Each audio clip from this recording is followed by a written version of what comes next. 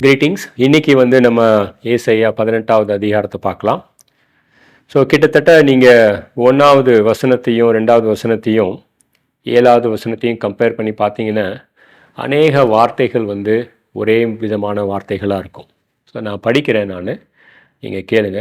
எத்தியோப்பியாவின் நதிகளுக்கு அக்கறையிலே நிழலிடும் சட்டைகளுடையதும் கடல் வழியாய் தண்ணீர்களின் மேல் நாணல் படவுகளின் மேல் ஸ்தானாபதிகளை அனுப்புகிறதுமான தேசத்துக்கு ஐயோ!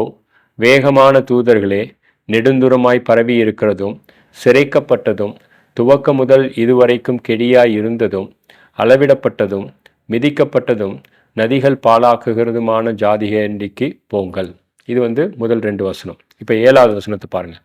அக்காலத்திலே நெடுந்துரமாய் பரவி இருக்கிறதும் சிரைக்கப்பட்டதும் துவக்க முதல் இதுவரைக்கும் கெடியாய் இருந்ததும் அளவிடப்பட்டதும் மிதிக்கப்பட்டதும் நதிகள் பாலாக்குகிறதுமான ஜாதியானது சேனைகளின் கர்த்தரின் நாமம் தங்கும் ஸ்தலமாகிய சியோன் மலையில் சேனைகளின் கர்த்தருக்கு காணிக்கையாக கொண்டு வரப்படும்.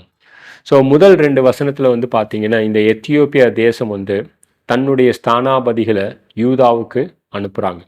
எதற்காக அனுப்புகிறாங்கன்னு பார்த்தீங்கன்னா இந்த தேசமானது யூதாவுக்கு உதவியாக இருக்கும் அப்படின்னு சொல்லிட்டு.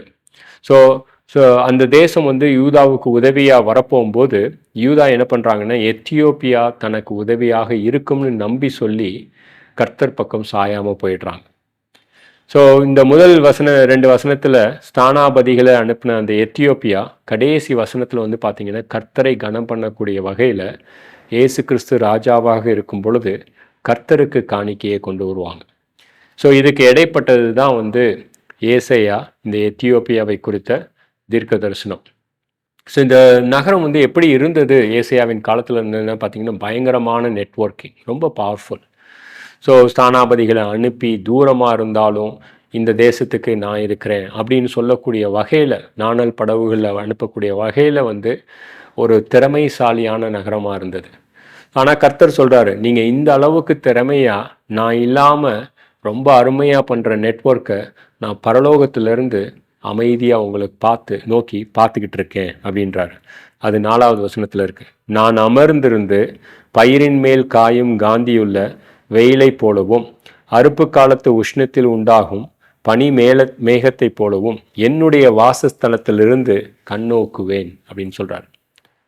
சம்டைம்ஸ் நீங்கள் ஒரு சில நபர்களை பார்த்துருப்பீங்க உலகத்தில், அவ்வளவு திறமையாக கடவுளுடைய உதவியே இல்லாமல் தன்னுடைய பலனையும் நெட்வொர்க்கிங் எபிலிட்டியும் வச்சு நிறையா சாதிச்சிருப்பாங்க.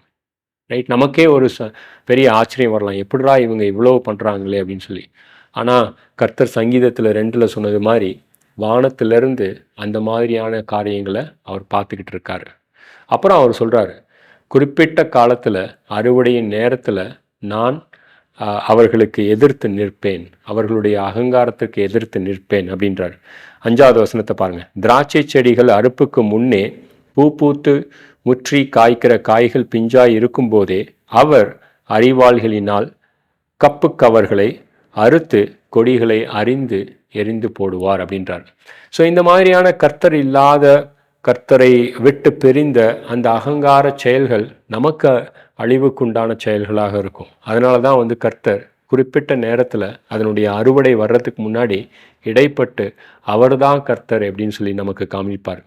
ஸோ இந்த அதிகாரம் முதல்ல ஸ்தானாபதிகளை அனுப்பக்கூடிய எத்தியோப்பியாவை இருந்தாலும் கூட கடைசியில் பார்த்தீங்கன்னா கர்த்தருடைய நாளில் கர்த்தருக்கு காணிக்கை கொடுக்கக்கூடிய எத்தியோப்பியாவை இருக்கும்.